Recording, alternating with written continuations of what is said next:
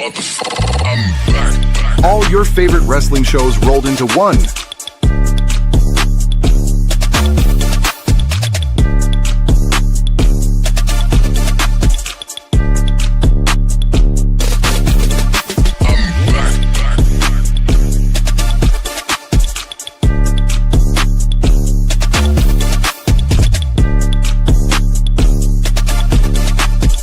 Welcome to the We Book It podcast. Let's start the show.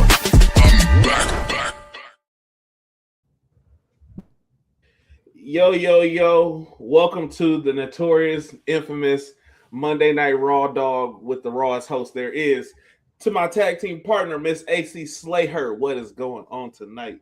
It is going, and excited to talk about tonight's Monday Night Raw on the Monday Night Raw Dog.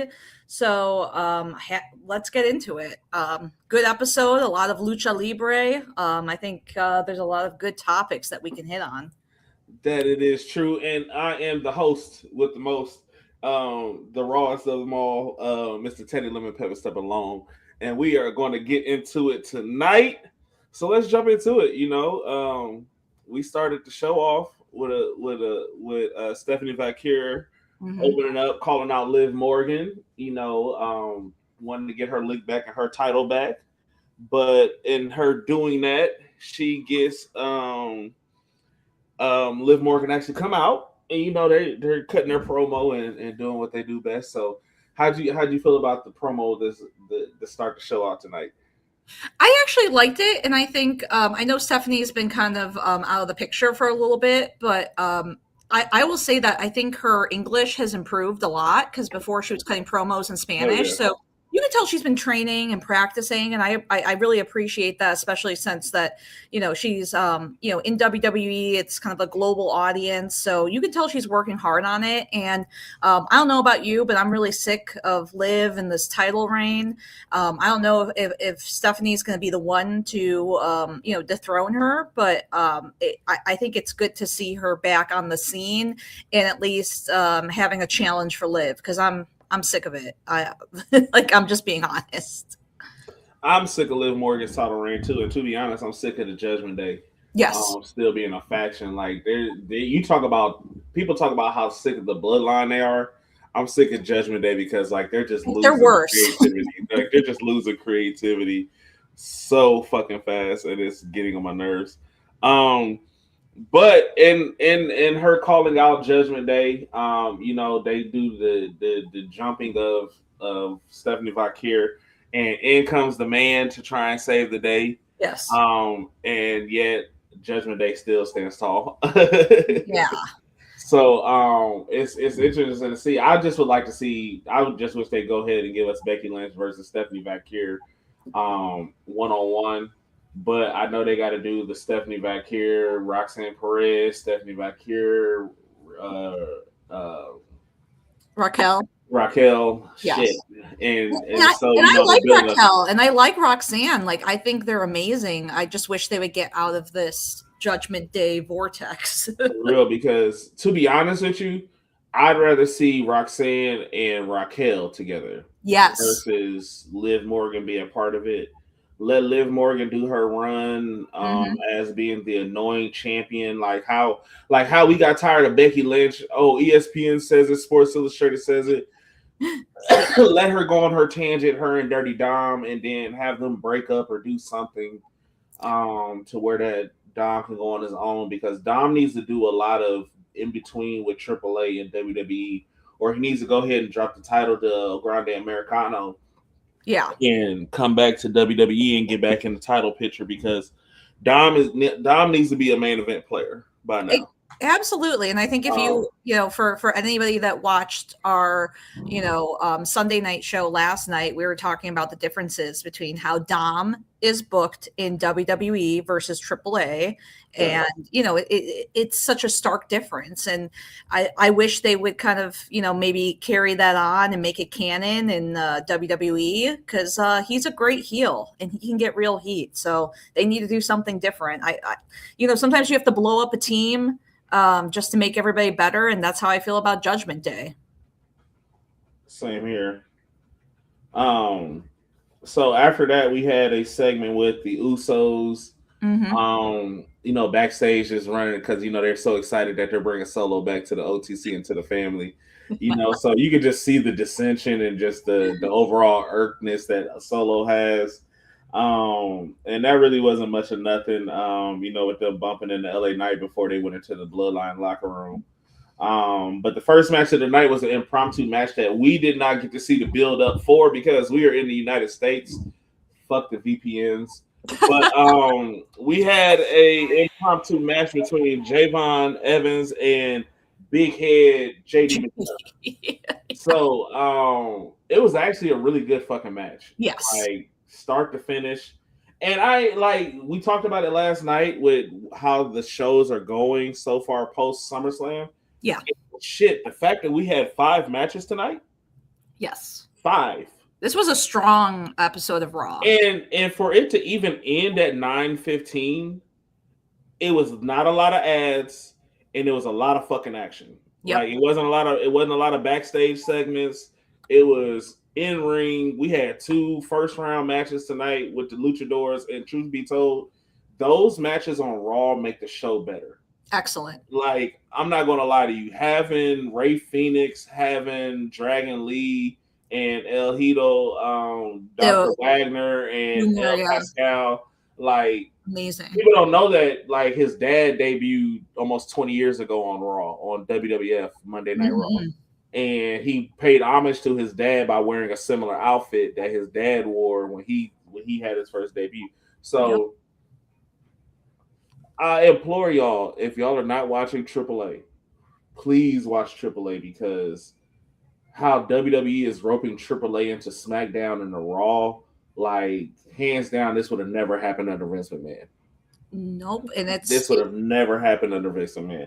There's great competition and great matches, and I think the build up to who's going to face Roman, it's like the stakes are very high. Like there's levels to this, and it's great to see that a lot of these competitors from AAA are being featured, because Lucha Libre is its own style, its own culture. So I hope more people will tune in and watch AAA, because it is awesome. I mean, I was raised with this stuff because, being Mexican and all that, but I hope more people are going to discover it and enjoy it, because it's a different style of wrestling. But truth be told, even though I'm American and I grew up watching American wrestling, my favorite wrestler of all time, one of my favorite wrestlers, is Eddie Guerrero.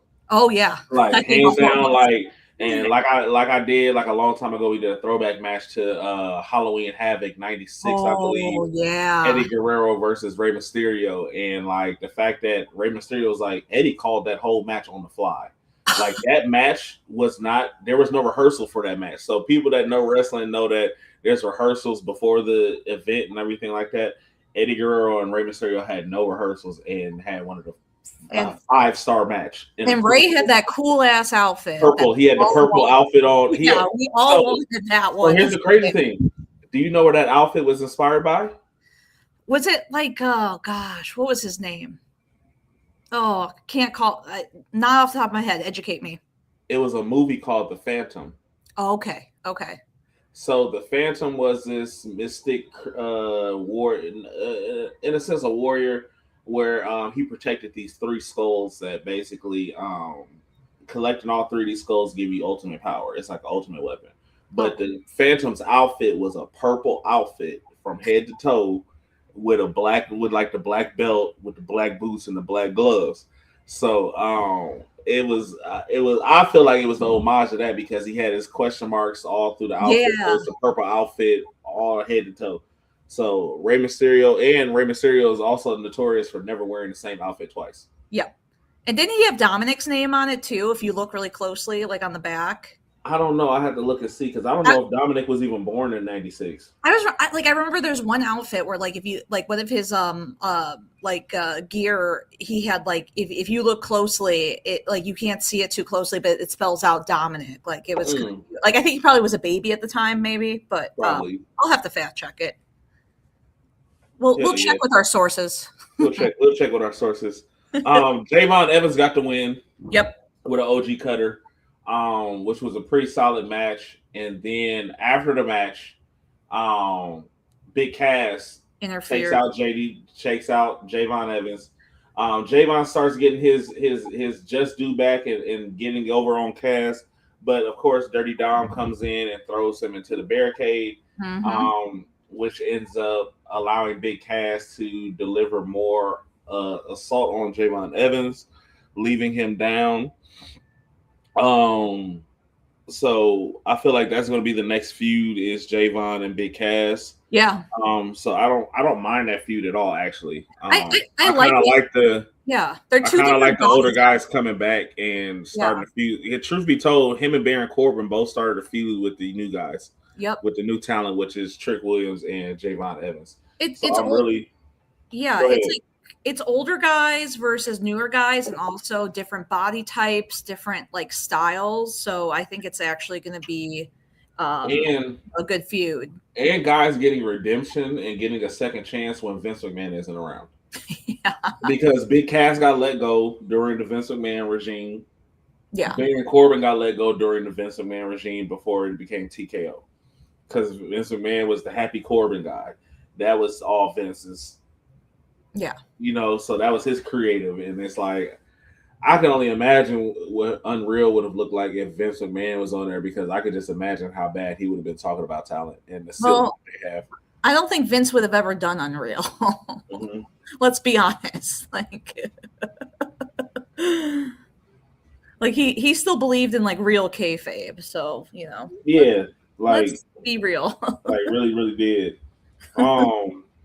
So next match on the card, like we said, we had a lot of matches tonight. We had Rey Fenix versus El Fascal. Yep. With the Black Power Ranger.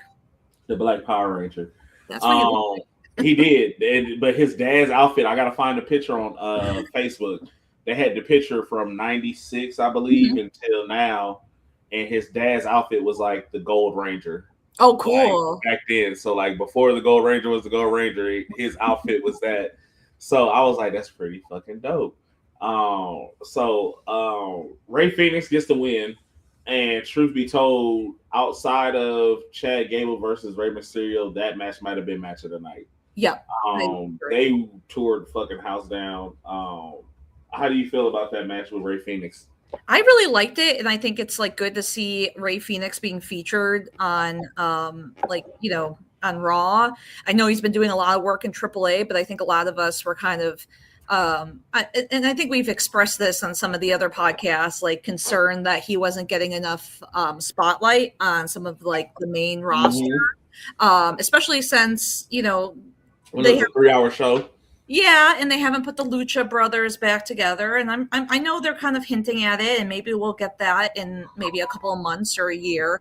Right. It's good to see him featured, and that was an excellent match, and I think it was like two, great luchadors showing, the style on, Monday Night Raw, and again, the outfits are really cool. I was like, I think in the group chat, we're like Green Ranger versus Black Ranger, like this rocks. And I'm glad to see him finally get some spotlight. Again, I know he's doing great things in AAA, but more people will tune in and watch AAA. But also, I'm glad he's being featured on the main roster. Because he actually got featured a lot on SmackDown when they were a 3-hour show. Yeah. Because after he won the title, he would always have that open challenge for the championship. So I love that they would do that. And then I actually like the fact that Corey Graves hinted about the Lucha Bros reunion. Yeah. So that gives us a little bit more like, because I wonder if Dom is going to try and take out Rey Fenix or Dragon Lee, which would make Dom and JD versus the Lucha Bros or something like that. I'd love to see that. Now that would be a worthy storyline for Dominic Mysterio and JD McDonough. Yep. That builds them up, not Danhausen. Like Danhausen don't. No more human money matches. And that shit. Like, truth be told, like I feel bad for WWE talent because there's no way he should have bumped talent for that match. Like, you could have had fucking Damian Priest and R-Truth versus the War Raiders versus the MFTs in a triple threat winner take all title match. I would have rather sat through that than fucking Dom and.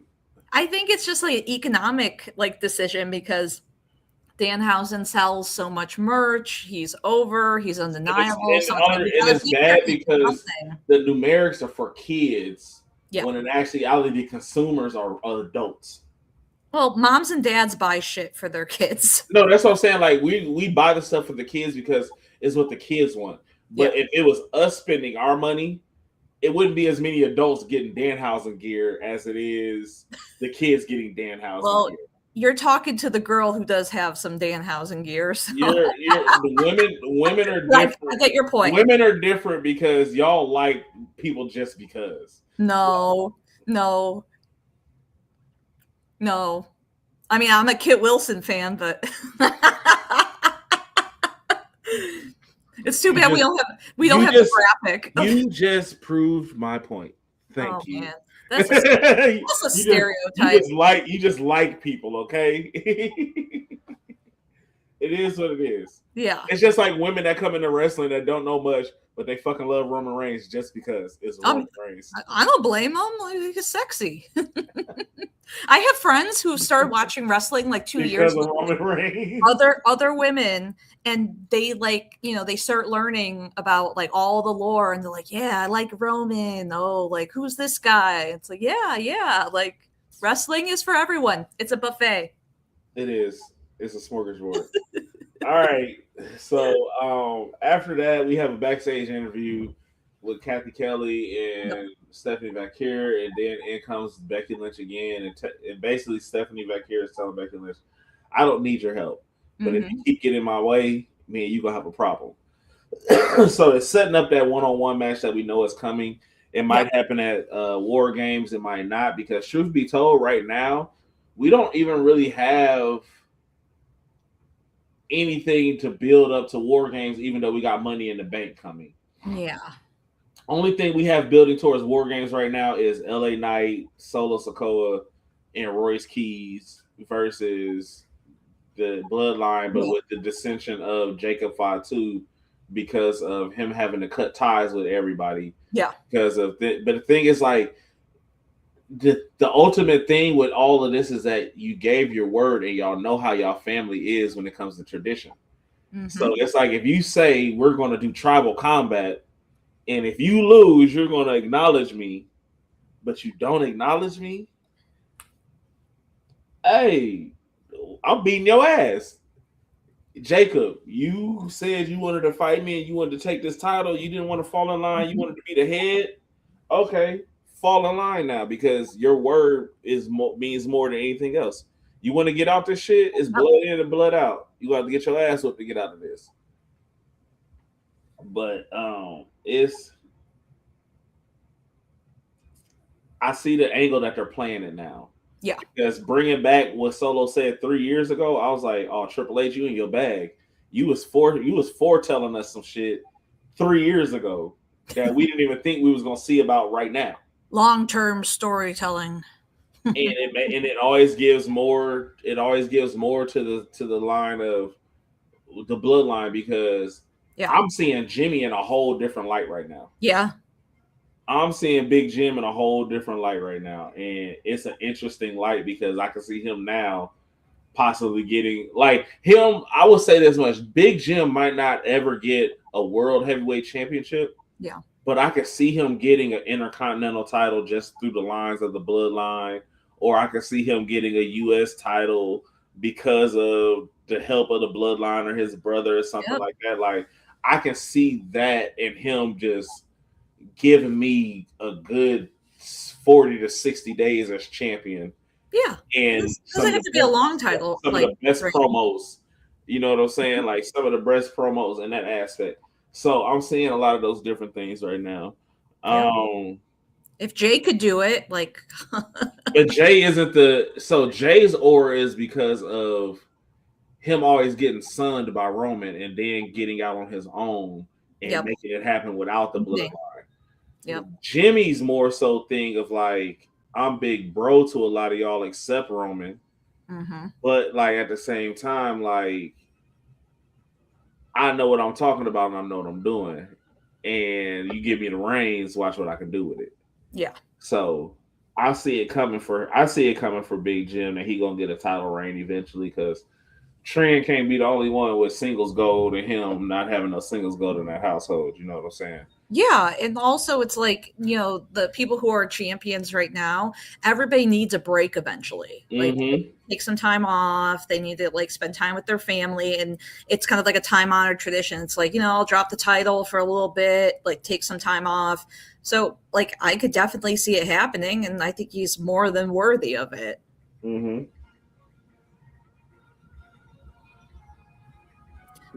See. Ooh. Looking at my notes. Oh, I got you. Don't worry. I was distracted. That was my bad. No, it's fine. Next we had a piss break. Because Lyra Valkyria was on my TV screen. Well, I hate what you're doing to her. I hate, but listen, she on the verge of being like, what was the crazy girl name? Nikki Cross. Yeah, and she's on that verge, but it's because her wrestling is boring. Yeah, Lyra Valkyria's wrestling is boring. The reason why Becky Lynch gets away with boring wrestling is because she's a fucking firecracker on the mic. Yeah, and because of how she was in NXT and all that stuff. Because truth be told, Becky Lynch is out of the four horsewomen, Becky Lynch is number 4 when it comes to actual. I would rate Bayley lower than her, but that's when it comes to in-ring ability. Bayley's matches aren't as boring as Becky Lynch's. I'd rather watch Bayley. Yeah, but especially when Becky's character is so much better than Bayley. Here's the thing, though. I don't know because like she's evolved. Like she's had different evolutions. No, because I'm gonna tell you this right now. Becky's had a better title reign than Becky. Bayley's had a better title reign than Becky. Think about what Bayley did during COVID in the Thunderdome. Yeah. Okay. Yeah. And think about what she did with Damage Control. When they first got on the scene. Is that fair? Because wasn't Becky like she took some time? No, but right? It don't matter what happened with Becky. If she was out of the box, what is she gonna do? But here's the thing. Bayley had that title reign a long time ago. Becky did a lot since then, and has yet to have a title reign that was better than anything Bayley did in the Thunderdome or during COVID. Yeah, but I think that was a special circumstance. So, I'm sorry. It takes a special kind of talent to hold it together, right? Our tribal chief. Yeah. Right. Yeah. It takes a special kind of talent, like because think about who was featured during the Thunderdome. Yeah. It was Roman. It was Bray Wyatt. Yeah. It was Braun Strowman. It was a little bit of Drew McIntyre. You had AJ Styles, but you didn't have a lot of people that was going to fight because they didn't want to do the stuff. So you had the Street Profits. You had people that have the charisma and characteristics to hold matches together. For sure. No matter what's going on. Becky wasn't doing that. She was pregnant, dude. She was having a baby. Becky ain't did it with a crowd. She was having a baby. Hey, how old is Rue? What she isn't she like at this 3, point 4? like 5 or 6 maybe? Hey, I don't know. That's even worse. She still hasn't had a relevant title reign since then. So she's very again. I think I would not make her number 1, but I think she's a little bit above Bayley. I think number 1. I still think number 1 is Mercedes. If I was rated 4 horsewoman, I would Mercedes. It would be Charlotte. Okay. Charlotte, Mercedes. Okay. Bayley, Becky. No, see, I would just change it a little bit. Everybody wants to change it and put Bayley last, but in retrospect, like if you break down greatest matches, because truth be told, Bayley had better matches in NXT. Bayley's had better matches on SmackDown. Becky's thing was that she was doing the Rhea Hogan rub before Rhea was doing it. Because think about this. Hogan. Think about this. When Becky beat Ronda Rousey, and we all seen that shit on the TV and how Ronda's shoulder was up. Yeah, but that botch was on fucking WrestleMania stage. Yeah, but that was Ronda. Ronda does not respect the business. I didn't say she respected the business. Yeah, I'm just saying in that match. I think the botch was on Ronda. Like she didn't want to learn. Like, if you read have you read Becky's book? I won't. It's good. It's very good. And she talks. He has a whole chapter on Ronda Rousey, and you can see, everybody has a YouTube clip or something about Ronda Rousey. I don't fuck with Ronda Rousey. I could care less. Me either. But I don't care.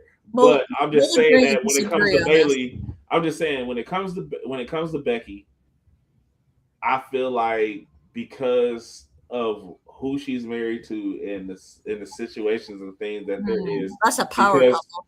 Because Seth Rollins is a Triple H guy, you're going to get the benefits of that. But a lot of those benefits, let's be for real, a lot of those wins that we done seen Becky have we really been like, damn, I wanted to see Becky win? No. Genuinely, no, we didn't care to see Becky win. When she beat AJ Lee at WrestleMania, I was pissed, and I was hoping that some of those kids were like, "Oh, I was hoping that one of them walking out with AJ Lee was Rue." I'm like, that would be diabolical. Oh, that would have been crazy work. Yeah, that would have been. That would have been a little too personal. Mind games. I was like, "Is this like or have it where Rue come out to the ring with them, but when AJ's music hit, just jumping with all the little kids, like skipping. She starts skipping around the ring, with her mom, and her mom just sitting there like." But anyways, okay. We got totally off subject. That's okay. Sol Ruka versus Lyra Valkyria, with Sol Ruka winning with the Soul Snatcher. Yes. We had another Bloodline segment backstage with the twins and Jacob, with Jimmy and Jay telling Jacob, now who the punk ass now, Jacob. So Jay feeling himself because he beat Solo, which is something that Jacob couldn't do, and was able to bring Solo back. So that's just hilarious. You had Division backstage, which broke into Braun Breaker coming out and calling out Obafemi, but having Paul Heyman come out and basically, market this match as like, hey, we're not doing this for free. We got to do this where it's worthy of being somewhere else. And it's like, well, shit, y'all gonna be in Atlanta. That's your hometown. Yeah. But I also feel like we've been sensing that how everything happened with Brock and him leaving and stuff like that with Paul Heyman. Paul Heyman's going to go to the next big thing because he only aligns himself with real talent. He aligned himself with Division because it was Seth Rollins. If Seth Rollins could have stayed uninjured a lot, it would have been he still would be there. Yep. If Braun Breaker wasn't getting hurt when he was getting hurt, Paul Heyman would still be around because he believes in those two. The Logan Paul thing is just him getting a rub from certain talent because, he might ask questions. He might do this. He might show that he's hungry. But still, I honestly don't like Logan Paul wrestling in WWE on a consistent basis. No. His promos are terrible. He can't talk. His charisma is terrible. He's just a freaking nature as an athlete. Like, he's athletic as sound. He's a great gymnast. Like, he could do great jumps and stuff, but like other than that, and I respect him because it's like, okay, like you didn't, I take Bad Bunny in a match over him. You have to, I take Bunny. Yeah, I would too. But Bunny put in work. Yeah, and I see where Logan's put in work, but also it's like it's not even like good heat. It's kind of like go away heat now. So I haven't been, and I'm biased because I don't like all the other stuff he does outside of wrestling, but I'm kind of tired of it. I don't need to see it every week on my TV. And I think I think Heyman's kind of building up to. I wouldn't be surprised if he aligns himself with Oba at some point. I honestly feel like Oba looks like a Paul Heyman guy. I think he is going to be with Oba, and it's going to make him with Oba is going to tell us if he joins Oba, that's going to tell us that the Bloodline feud is going to now involve where it's not about the title. Yep. Because Roman's going to have to drop that title to Oba for Oba and Paul Heyman to be a thing. Yep. Because Oba's first championship needs to be that one, and then he can go to the undisputed one. The undisputed one is built for certain players in the game. So that's Roman, that's Cody, that's CM Punk, that's Drew McIntyre, that's like AJ Styles when he had it, but like certain players are going to hold that title because that's the title that you're going to be going on TV shows and doing stuff when you're doing stuff for WWE. And like Paul, Gunther can hold that title too, just because he's the ultimate heel. But the only thing with Gunther is that he's not marketable to be like, I want to have him on my TV show. You don't want to see him on like The View or Good Morning Jimmy Kimmel or nothing like that. Yeah, like you don't. And you could tell even like Roman, like I won't say he struggles with that, but it's not natural for him when you see him on those late night TV shows. And like you said, it is for. Well, he gets to tap into being the asshole. You know what I'm saying? Like for Roman, he gets to tap into the funny guy, but I'm talking shit about you. And and the great thing about like I think Paul Heyman is that he's like the ultimate manager. Like if you need a mouthpiece, if you need somebody to build you up, and I'll say like Oba's like great on the mic. I think he's been working at it for years. I wouldn't even say like he necessarily needs a manager, but doesn't need it. It would level him up to just have somebody like Heyman or somebody by his side say, "Oh, like shit, this is serious now." Yeah. So he would benefit in the sense of making the smart matches that give you more money, the money matches. Yeah, you know what I'm saying? The Madison Square Garden matches, the PLE matches, all those matches. That's going to be Heyman to help with that. It's just how long? Because see that thing is that with Heyman and Oba, you can run that for a couple of years with him advocating for Oba, and it would work because we can have heel Oba for a long time. And truth be told, Oba doesn't need to be a face. He just needs to be a fucking beast and destroyer and get booed and get cheered at the same time. Yeah. Like people are still care about what the fans say. Do the walk. Even if it's offbeat, like my white people Oba Femi walk, we're still going to be doing the walk. Yeah. No tutorial is going to save y'all, and I've come to grips with that. That's why I just gave up, because I was like, there's no tutorial. There's so many tutorials out there, and for some odd reason, people can't understand. Like, I honestly feel like those people, if they run really weird, because the overstretch is like running. It's alternate arm and leg, and they just be at the same time, like. It's crazy. Like I don't get it. I don't fucking get it. But in that promo though, it gets spicy because you hear Oba break his tough guy talking, imitates Braun Breaker. That was hilarious. He drops the accent. Who's the future of the WWE? So then he goes right back into the accent. I was like, yeah. And he's like, you're asking questions that everybody knows the answer to. So why are you sitting here trying to ask these questions like you don't know? I'm that man. Is basically what he wanted to say. Like I'm him. Like you were supposed to be the future. That was when I was in NXT. Yep. When I had my Saturday night main event match against Cody Rhodes, all the floodgates opened for me. And that's what Oba's been on since that show. Yep. Oba hasn't lost except one time to Brock Lesnar since Saturday night's main event. He didn't lose it. Well, no, he lost the title to fucking Ricky Saints that one time. Yeah. And then got it back and just gave up the title. And I was like, oh yeah, he going to the main roster. Yeah, that's when he moved to the main roster. Yeah. Yeah, that was it. But the key point of that promo was after Braun Breaker left the ring, Paul Heyman shook the hand of Oba Femi, like in the sense of a promoter aspect, but Braun Breaker's looking at it like, I'm just waiting on you to go with him. I know you're going to do it. Yep. And it's like, well, shit, give me a reason not to do it. You sit here coming out here crying on the microphone every fucking week about what's going on and everything like that. It's like, it's on you. Like it's really on you. I'm so ready for this match. Hell yeah. So after that, we had Dragon Lee versus Dr. Wagner with Dragon Lee getting the win. Dr. Wagner showing people that even the heavyset Mexicans get busy and do dangerous stunts. Doing they can fly. That was a fucking chimichanga burrito coming at fucking Dragon Lee off the apron. I said, golly. It was just because you looked at it and it was like the velocity wasn't there. It was just like solid weight coming off the apron. It was just like physics. Yeah, it was a good match. I really liked it, and seeing both of them showcased, and I'm glad Dragon Lee is getting more attention. Get out of here. Hell yeah. Hey, Sorry, my cat. Oh God, sorry, my cat is interrupting the podcast. So little fucker. Yeah.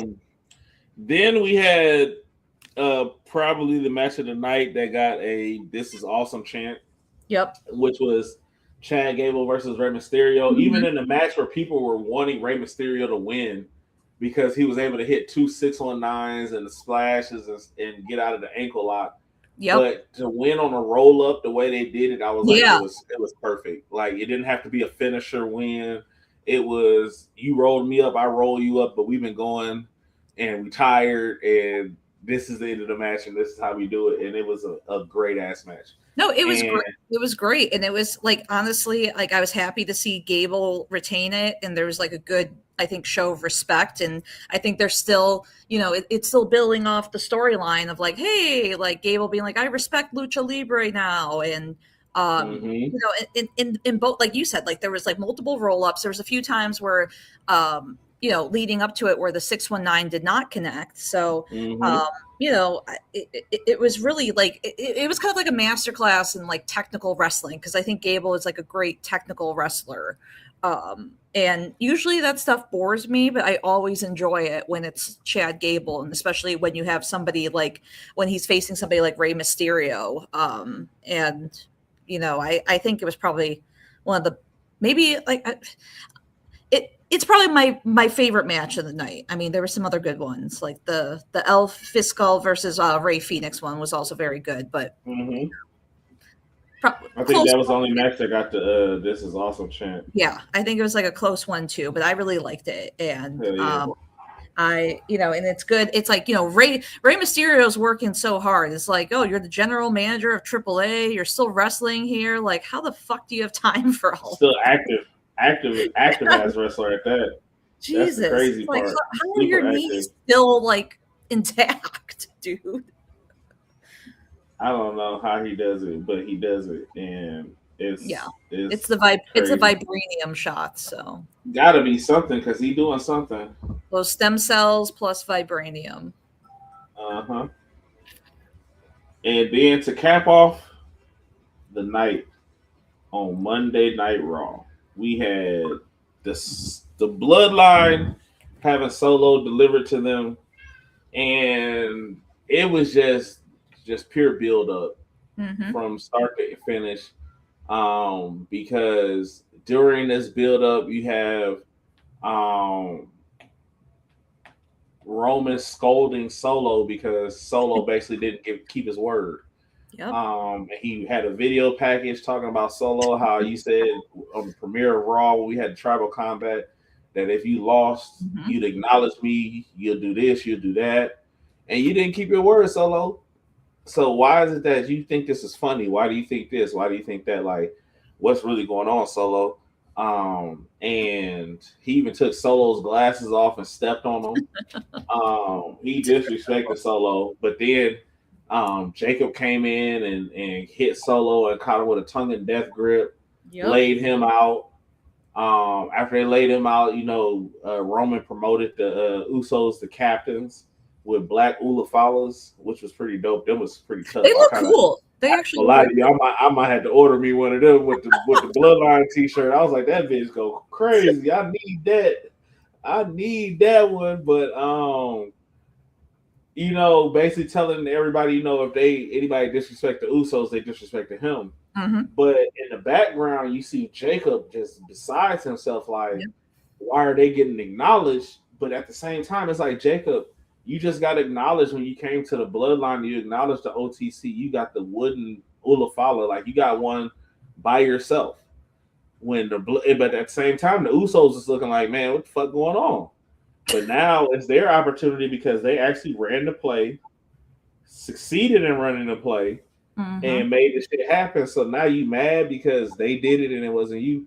Solo, Jacob, you gotta get over that because both of y'all have had your opportunities and y'all have both done something that was pleasing to the tribal chief, and y'all got your Ulafalas. There's nothing else to be had and talked about and done. Like, I feel like that's just him just being slightly selfish because he knows that he's the enforcer for Roman. but at the same time, he also has a problem still listening to Roman. Yeah, he has a problem with authority. Yeah, I think that's part of his character. yeah. So I love it. But that whole segment implodes because they're basically getting Solo back off the mat, and they're scolding Solo, and here comes LA Knight, the White Knight, to save Solo. Shoes of a champion. And ends up throwing out the Usos out the ring. Him and Solo were tag teaming because Solo was they were doing a little bit of this, doing a little bit of that, but the Bloodline overcame LA Knight and was basically holding him down. And Roman's looking at Solo like, "Hey, I shouldn't have to do this. You should be doing this for me." So he was telling Solo to basically take out LA Knight. And Solo's sitting there, I'm sorry. You know, you're making it think like he's going to take out LA Knight, and ends up calling an audible and hits the Samoan Spike on the tribal chief. And the Usos played it perfectly with the "I can't believe you did this. Like, what the fuck are you doing, Solo? Like, you supposed to be back in the family. Now you attacking the tribal chief." So now it's like, well, now it's gonna be interesting because we all know on the indie circuit, Zilla Fatu has an unwavering love to support anything Roman Reigns says. Yeah. And I don't want him to get the call up so quick, but if they're running this angle that they're running with Jacob and Solo right now, I'm curious to see what's going to happen. I'm wondering if they're going to try to and I don't know if he's going to call up that quick, like you said, but if they're going to try to put him in, like, if they do a War Games angle, you know, if they're going to put him in with the Bloodline, or if they're just going to let him kind of build up his own character in NXT for a little bit, and be his own guy before he comes up to the main roster. But yeah, you know, I was hoping for Jacob to kind of join in with the, you know, Team Solo, Team LA Knight. But he was just kind of like chilling the whole time. And even when, you know, Solo gave the Samoan Spike to Roman, it's like he's not like rushing over there to check in on him or, you know, help push back Solo. He's just chilling in the corner. Well, so remember when Jacob was attacking LA Knight, he knocked him down and he was about to hit LA Knight with a move, and Roman Reigns stepped in and was like, "Hey, chill out, relax, do this, do that." And then that's where he got hit with, was it the BFT from LA Knight right after that? And so Jacob standing there like, "All right, you told me to chill. I do exactly what you said to do, my tribal chief.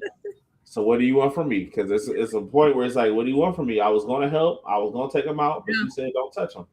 But you let the Usos touch him. So that's the thing. Like, you let the Usos do it, but not me. What's up? Yeah, I think this is going to be a really interesting storyline to watch in the next few months and during some of the PLEs to see what really unfolds here. So, yeah, I'm excited. I like it. You know, it feels like they're kind of building up something, the War Games. So we'll see how, you know, if that's the case, how the teams shape up.